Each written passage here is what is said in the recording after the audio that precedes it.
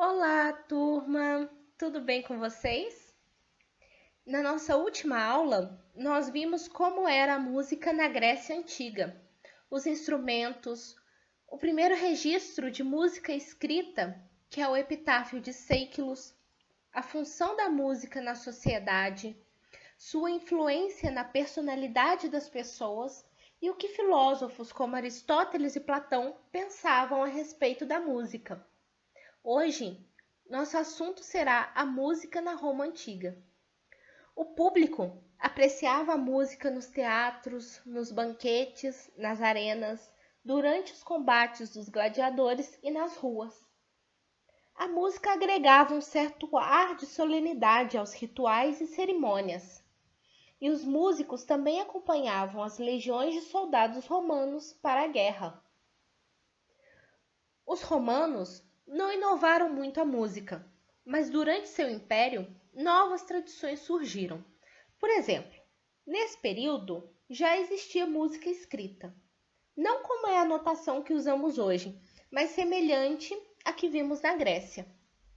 Apesar disso, a prática musical mais comum era baseada na audição, com profissionais e professores de música passando seus conhecimentos diretamente para seus alunos, que aprendiam então a tocar de ouvido. Entre os instrumentos utilizados, temos várias formas de liras e harpas, incluindo as de 7 cordas, chamadas cítaras ou quítaras, que se acredita ser a raiz da palavra guitarra, que durante muito tempo foi usada para se referir ao violão. Os gregos levam crédito pela invenção do primeiro instrumento de teclas, o hidráulis, mas na verdade foi com os romanos que ele floresceu. Era uma espécie de órgão movido a água. Posteriormente, esse sistema foi substituído por foles, ou seja, um sistema que usava o ar bombeado. Os instrumentos feitos de metal também tinham grande importância na cena musical romana. Entre eles, tinham as tubas, que, diferente da tuba moderna, eram formadas por um tubo cilíndrico de bronze com um final que se abria em forma de sino, as botinas e os cornos, que eram longos tubos em forma de G. As tíbias eram instrumentos de sopro duplo, semelhante ao aulos, que também vimos na Grécia.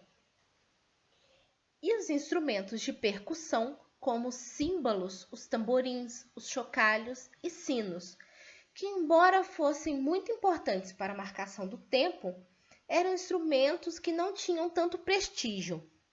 Eram inicialmente associados ao culto de uma deusa asiática chamada Cibele e passaram a se destacar na música popular, tocados por artistas que se apresentavam ao lado de malabaristas e acrobatas pelas ruas de Roma.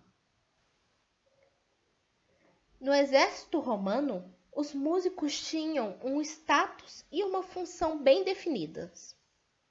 Os que tocavam trombeta tinham posição mais alta e indicavam a hora de atacar e a hora de se retirar. Os que tocavam corno tinham uma posição média e ficavam sempre perto das legiões durante a batalha. E, por fim, os que tocavam botina tinham a posição mais baixa e eram responsáveis por dar os sinais no acampamento. Para cerimônias religiosas que celebravam as vitórias militares, eram chamados grandes grupos de músicos e corais. E nos funerais, sempre havia alguém tocando trombeta. Apesar dessas funções oficiais, a música era vista primeiramente como uma forma de entretenimento. Músicos da Grécia, da Síria e do Egito se encaminhavam para Roma em busca de serem contratados para tocar nas casas e nas festas. Nas arenas, como o Coliseu, aconteciam os jogos entre gladiadores. Essas disputas eram iniciadas por uma procissão de músicos quando a trombeta dava o sinal para começar. E o restante do evento era acompanhado por outros instrumentos, como o corno e o hidráulis. A demanda por músicos cresceu a tal ponto que eles alcançaram prosperidade e status social e passaram a se organizar em associações que representavam seus interesses e eram respeitadas pelas autoridades romanas. Grandes quantias de dinheiro podiam ser pagas a músicos profissionais para tocar em público e importantes prêmios eram concedidos a vencedores de concursos de música. Entre a elite romana, tocar música era considerado algo importante. O imperador Adriano tinha habilidades cantando e tocando cítara. Se diz que o imperador Severo Alexandre tocava uma grande quantidade de instrumentos, incluindo a trombeta e o hidráulis. E por fim, o imperador Nero era um entusiasta músico e chegou a se apresentar em público e a participar de concursos, onde obviamente nenhum juiz votaria contra a vitória dele, já que era o imperador.